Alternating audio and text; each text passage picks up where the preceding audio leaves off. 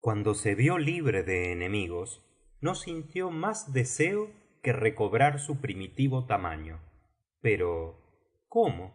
Era tan pequeña que á su lado parecían árboles las amapolas. Aleccionada por la experiencia, buscaba algo que comer ó beber, porque esperaba que de ese modo cambiaría de tamaño como en otras ocasiones.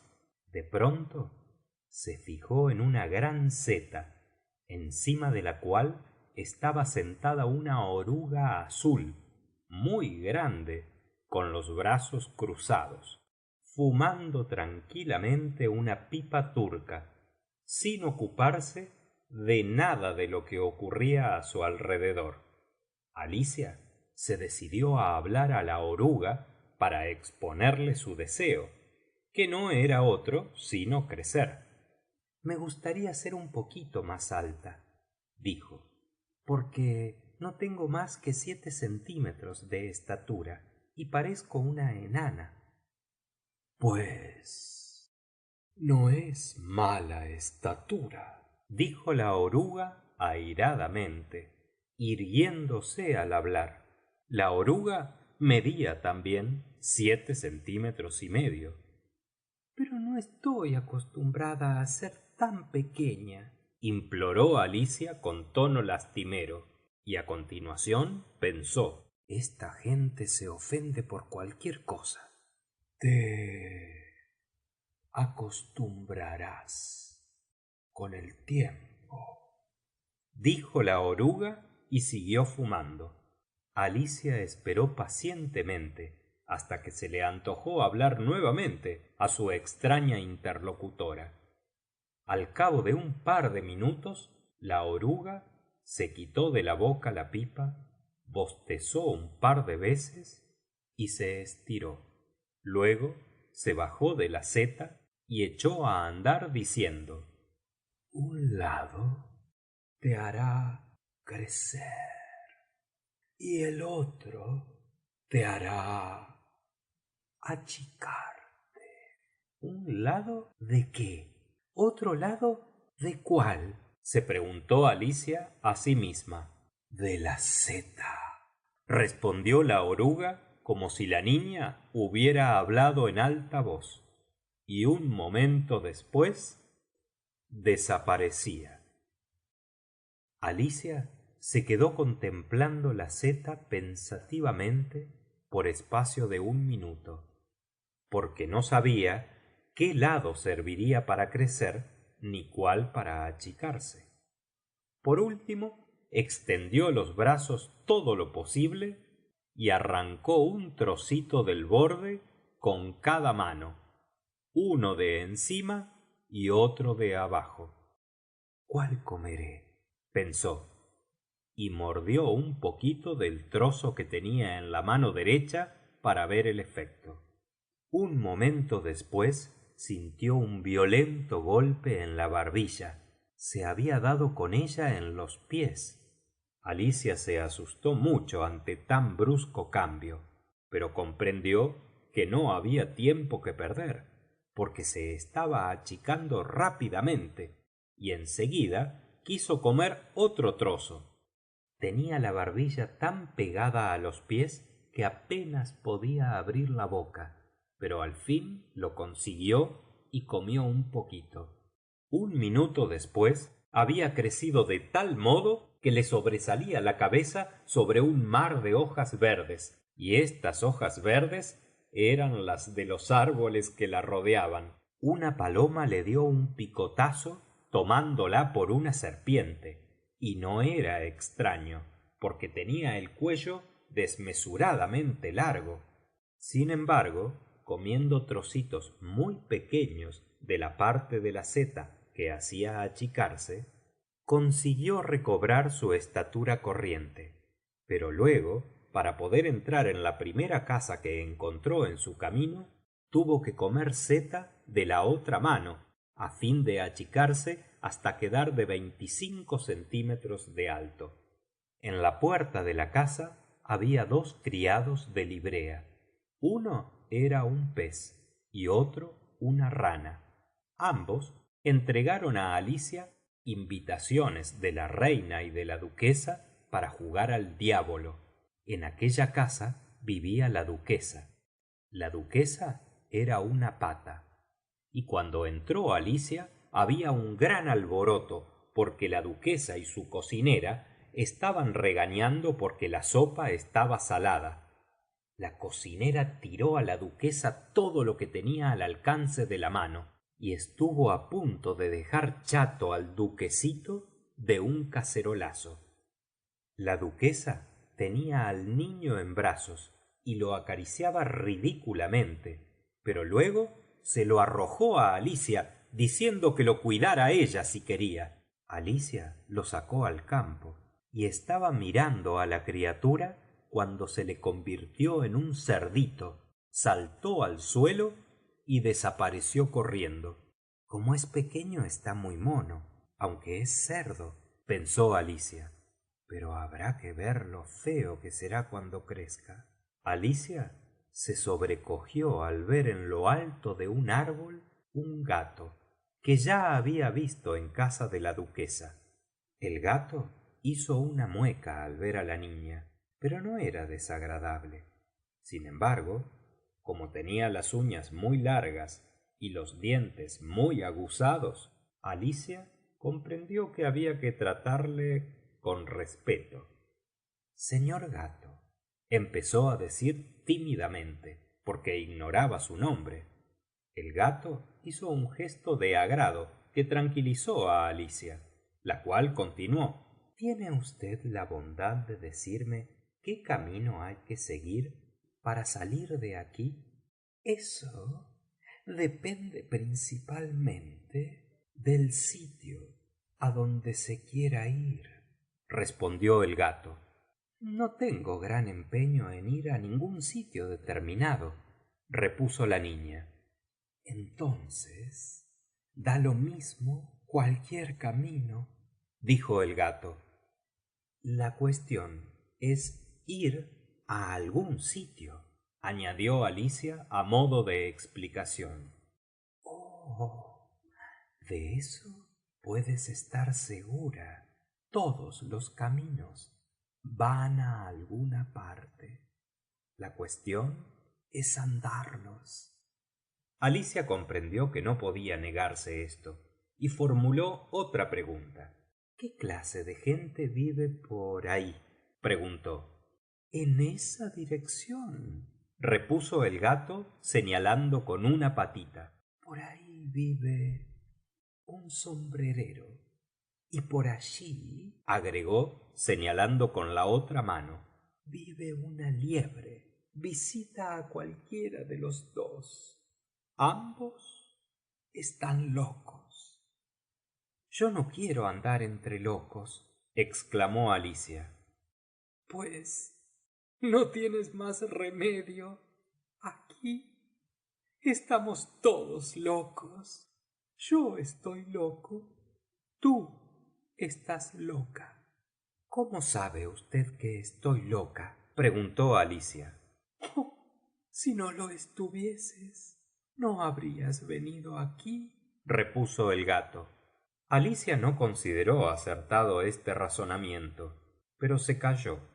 ¿Has jugado hoy al diablo con la reina? Preguntó el gato.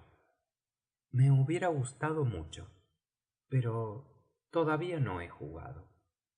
Allí me verás, dijo el gato y desapareció. Alicia esperó un rato a ver si volvía a presentarse, pero no se presentó, y después echó a andar en dirección del sitio donde vivía la liebre, diciendo para sí: al sombrerero no tengo interés en verle. He visto ya muchos. Será más interesante hablar con la liebre, aunque esté loca. Al decir esto, alzó la cabeza y volvió a ver al gato en la copa de un árbol. Haga usted el favor de no desaparecer y aparecer tan de pronto, porque se queda una sobrecogida, le dijo. Perfectamente, repuso el gato. y esta vez se desvaneció lentamente, empezando por la punta de la cola y acabando por la cabeza. Al poco rato llegó Alicia a la vista de la casa de la liebre. Supuso que sería aquella, porque las chimeneas tenían forma de orejas de liebre y el tejado estaba forrado de piel del mismo animal. Pero la casa era tan grande que Alicia no se atrevió a acercarse hasta después de haber comido un par de bocados del trozo de seta de la mano izquierda, que le hizo crecer unos 60 centímetros. Entonces avanzó, aunque tímidamente, diciendo para sí: a ver si está loca furiosa. Si es así, me voy a lucir. Siento no haber ido a casa del sombrerero. Delante de la casa había una mesa, y estaban tomando té la liebre y el sombrerero. Entre ambos estaba sentado un lirón durmiendo, y sus compañeros de mesa lo utilizaban como cojín para apoyar los codos. No deja de ser una incomodidad para el lirón, pensó Alicia, pero como está dormido, no lo sentirá. La mesa era bastante grande, pero los tres estaban agrupados en un lado. «¡No hay sitio! ¡No hay sitio!», gritaron al ver llegar a Alicia. «Hay de sobra», replicó Alicia indignada, y se sentó en una butaca en un extremo de la mesa. «Tome un poco de vino», dijo la liebre con amabilidad. Alicia miró detenidamente, pero no vio en la mesa más que té. «No veo el vino», dijo. «No hay ninguno», repuso la liebre. «Entonces, ¿por qué me lo ofrece?», dijo Alicia con ira. «Es una descortesía». «Tampoco es cortés sentarse a una mesa sin haber sido invitada», replicó la liebre. «No sabía que esta mesa era de ustedes», respondió Alicia. «Por su tamaño parece puesta para más de 3 personas». «Te hace falta cortarte el pelo», dijo el sombrerero. Había estado mirando a Alicia con curiosidad, y éstas fueron sus primeras palabras. «Eso le tiene a usted sin cuidado», repuso Alicia con serenidad. «Es una grosería hacer observaciones personales». Al oír esta contestación, el sombrerero abrió mucho los ojos, pero se limitó a decir: «¿En qué se parece un cuervo a una mesa de despacho?». «Vaya, me parece que vamos a pasar un rato divertido», pensó Alicia, y respondió en voz alta: «Me alegro que proponga usted adivinanzas, porque me divierten mucho. Creo que acertaré». «¿Crees que puedes contestar a la pregunta?», dijo la liebre. «Precisamente», dijo Alicia. «Luego dices lo que quieres decir», continuó la liebre.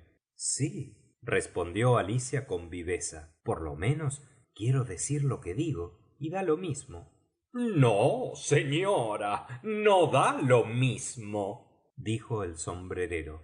«Según eso, sería lo mismo decir yo veo lo que como que yo como lo que veo. Y también sería igual decir», añadió la liebre, «me gusta lo que cojo que cojo lo que me gusta». Y el lirón añadió como si hablase en sueños: «Sería igual decir yo respiro cuando duermo que yo duermo cuando respiro». «Tratándose de ti, sí da lo mismo», dijo el sombrerero. Al llegar a este punto cesó la conversación, y todos permanecieron silenciosos un minuto, mientras que Alicia procuraba recordar todo lo que sabía acerca de los cuervos y de las mesas de despacho, que no era mucho. El primero que rompió el silencio fue el sombrerero. «¿A cuánto estamos de mes?», preguntó, encarándose con Alicia. Al preguntar esto, había sacado del bolsillo el reloj y lo miraba con inquietud, sacudiéndolo de vez en cuando y acercándoselo al oído. Alicia se quedó pensativa y repuso: a 4. va mal en 2 días, suspiró el sombrerero. Ya te decía que tu manteca no iba a sentar bien a la máquina, añadió mirando con ira a la liebre. Pues es de la mejor clase, replicó tímidamente la liebre. Sí, pero tendría bolitas, gruñó el sombrerero. No debías haber puesto la manteca al reloj con el cuchillo. La liebre cogió el reloj y lo miró apenada. Luego lo metió en la taza de té, volvió a mirarlo y sólo supo decir: pues la manteca era de la mejor clase. Alicia había estado contemplando la escena con curiosidad. qué gracioso es ese reloj, dijo. Marca el día del mes y no dice qué hora es. ¿Y qué tiene eso de particular?, murmuró el sombrerero. ¿Dice tu reloj qué año es? Claro que no, respondió Alicia, pero es porque un año dura mucho tiempo. Lo mismo le ocurre al mío, dijo el sombrerero. Alicia se quedó perpleja. El sombrerero empleaba palabras del idioma y sin embargo no le entendía. No le he entendido bien, dijo lo más cortésmente que pudo.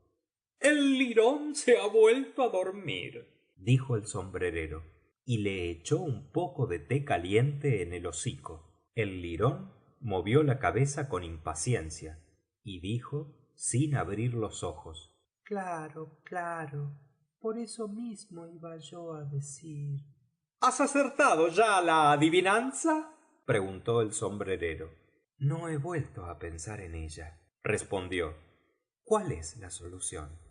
No tengo la menor idea, dijo el sombrerero. Ni yo tampoco, agregó la liebre. Alicia suspiró de aburrimiento. Me parece que debían ustedes emplear el tiempo en cosas más útiles que en preguntar cosas que no tienen contestación. Eso es desperdiciar el tiempo. Si conocieses el tiempo tan bien como yo, replicó el sombrerero, no dirías eso. Es él quien se desperdicia. No entiendo lo que quiere usted decir. Lo creo, repuso el sombrerero, moviendo la cabeza desdeñosamente. Apostaría cualquier cosa a que no has tratado nunca al tiempo. La profesora de solfeo me enseña a medirlo cuando estudio música. Eso no tiene nada que ver, replicó el sombrerero. El tiempo no permite que le mida nadie las costillas. Ahora, en buena armonía, se hace lo que se quiere con el reloj. Supongamos, por ejemplo, que son las 9 de la mañana, hora de comenzar las lecciones. No tienes que hacer más que correr las agujas del reloj y el tiempo se planta en la 1. ¡Hora de comer! Ojalá, murmuró la liebre. Eso está muy bien, pero yo no tendría gana de comer. Al principio tal vez no, pero podrías tenerlo puesto en la 1 hasta que sintieras hambre. ¿Es eso lo que hace usted? El sombrerero movió la cabeza tristemente. Yo no, replicó. Estoy regañado con el tiempo desde hace unos meses. Desde que se volvió loca esta, dijo, señalando a la liebre con la cucharilla del té. La cosa ocurrió en un gran concierto que daba la sota de copas, esposa del rey de copas, es decir, la reina. Yo tenía que cantar: alá limón, alá limón, alá limón, que se ha roto la fuente. Quizás sepas tú esta canción. La he cantado algunas veces, dijo Alicia. El lirón se estremeció y empezó a cantar dormido: alá limón, alá limón, alá limón, repitiéndolo tantas veces que tuvieron que pellizcarle para que se callase. pues bien, continuó el sombrerero, apenas había acabado de cantar los primeros versos, vociferó la reina: está matando el tiempo, cortadle la cabeza. Y desde entonces, prosiguió el sombrerero con tono triste, el tiempo no quiere hacer nada de lo que le pido.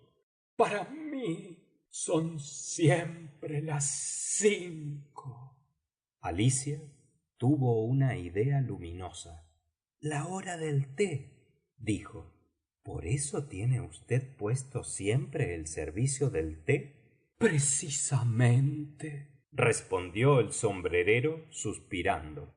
Como siempre es la hora de tomar el té, no hay ni un momento libre para fregar los cacharros. Lo único que podemos hacer es cambiar de sitio en la mesa, y por eso es tan grande. Hablemos de otra cosa, interrumpió la liebre bostezando. Propongo que esta señorita nos cuente un cuento. No sé ninguno, replicó Alicia bastante alarmada ante semejante proposición. Entonces que lo cuente el lirón, exclamaron ambos. Despierta, lirón. Y le pellizcaron. El lirón abrió los ojos perezosamente. No estaba dormido, dijo con voz ronca y apagada. He oído todo lo que hablabais. Cuéntanos un cuento, dijo la liebre.